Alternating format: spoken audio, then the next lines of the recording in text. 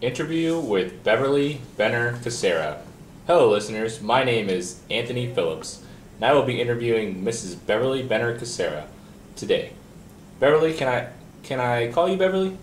Yes, you may. Okay then, Beverly, let's start. Why don't you tell us a little bit about yourself? Well, I was born on August 2nd, 1922, in Hanover, Massachusetts. I have a loving, devoted husband named Ernest, with whom I've been married to for 62 short years. And out of this marriage, we have two daughters named Catherine and Shirley, and a son named Nicholas. That's great. Wow, 62 years. That's quite a long time. And to raise 3 kids with your career, that is quite an accomplishment. Congrats. Beverly, can you tell me a little bit about your educational upbringing and adult education? Certainly.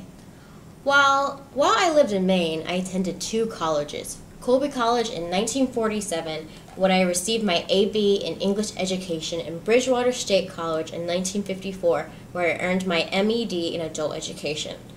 Additionally, I did a postgraduate studies in sociology at Cambridge University in England. I earned my doctorate degree at Boston University in Massachusetts in 1970, which one of my professors was Malcolm Knowles. Malcolm Knowles, the father of adult education? I bet you learned a lot from him. Yes, Malcolm and I became great friends and maintained a close friendship until his death. Well, that is quite a list. Can you tell me how you got into the field of adult education? Well, shortly after I graduated with my A.B., I worked as a news editor and broadcaster for WBET in Brockton, Massachusetts. Soon after I married Ernest, I taught at schools for several years while working on my master's degree from Bridgewater State University. Eventually, my desire to help women develop a vision for their lives and the lives of their children prompted me to earn my doctorate degree, and I did. Since then, I have been a visiting scholar at Cambridge University, a director of personnel and student counselor at Albert Schweitzer College, and a director of adult education at Goddard College. Wow, it must have been tough for you to raise a family, live in 2 countries, work, and receive the degrees that you did as a woman.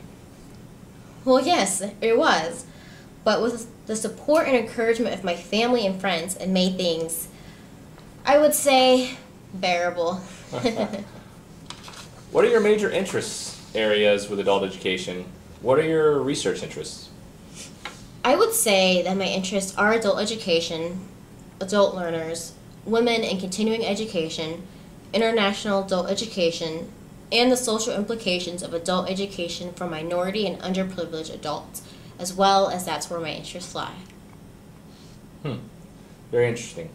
What would you say are your major contributions to adult education? Major contributions.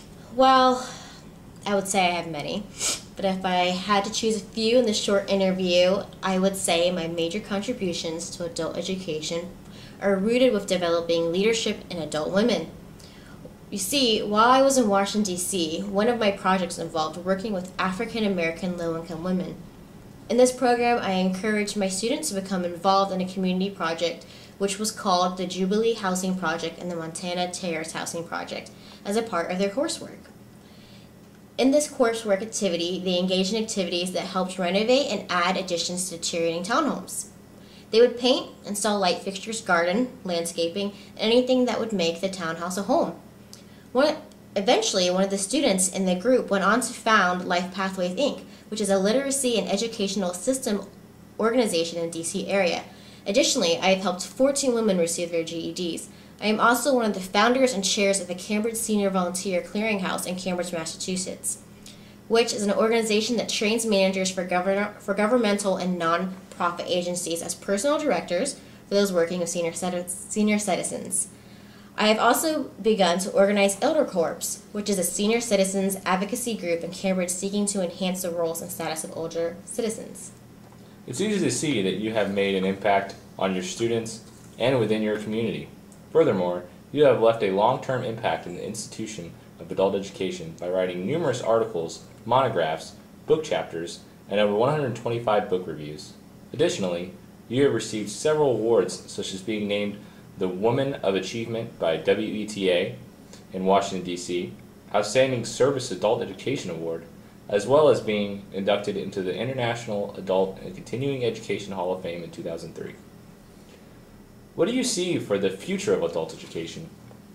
Well, for the future of adult education, first I would like to say adult education is a rapidly changing field. Throughout the years, it has expanded and grown to much more than it was when I first began, so many years ago. I would hope to see the field to grow even stronger and to gain more recognition within the academic community. Within adult education, there is so much to be done, and so much that adult education can and has done for the world. Well, Beverly, I thank you for your time. It was great meeting you, and I wish you all the best. You're welcome, sir.